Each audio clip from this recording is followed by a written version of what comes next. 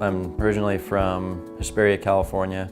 Grew up in a semi-Christian home. I knew about Christ, I knew about God, but I never really understood what it meant to call myself a Christian. I went to community college for a little bit, studied there. Felt like I was kind of wasting my time and decided to join the Navy. I'm from a small town called Tehachapi. It's a one high school kind of town, farming community. I wasn't born into a Christian family. Growing up, I always had that longing in my heart to know God, but I never really pursued it. I came to know Christ fairly recently, probably like maybe 3 to 4 years ago. I've known his father most of my life. I had no idea he existed. My little cousin had her 8th birthday party, and it was this huge pool party, and I showed up and immediately I saw him across the room and I was like, oh, he's cute. And then my aunt, she stepped into another room and I went up to her and I was like, who's that guy? Like, he's so cute. And she said, oh, that's Jonathan, that's Ed's son. And I was like, Ed has another son? She's like, oh yeah. She's like, he's great, he's gonna be in the Navy. So we kind of just blossomed that night and we got to talking and things just started to grow, and here we are.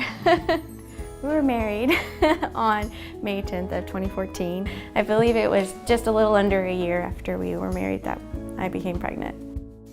When we started attending Shadow Mountain, Dr. David Jeremiah did a study on stewardship, and I think that's when my ears kind of opened and I really listened, and that's when it kind of made sense. So we started taking it serious and we decided we wanted to tithe. I just remember him talking about it, and it was a little intimidating for me because I never grew up with tithing. I wasn't really even familiar with tithing.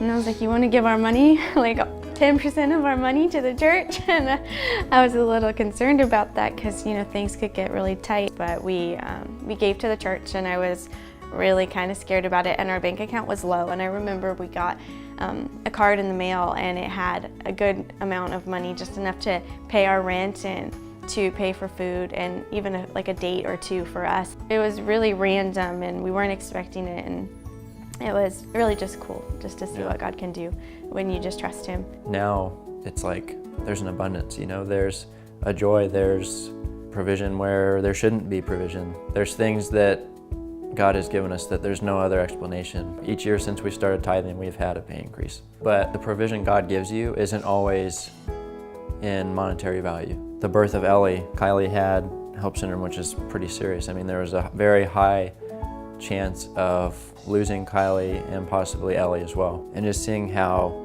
they came through that, I think that it goes back to being faithful and showing God that everything that you have is his.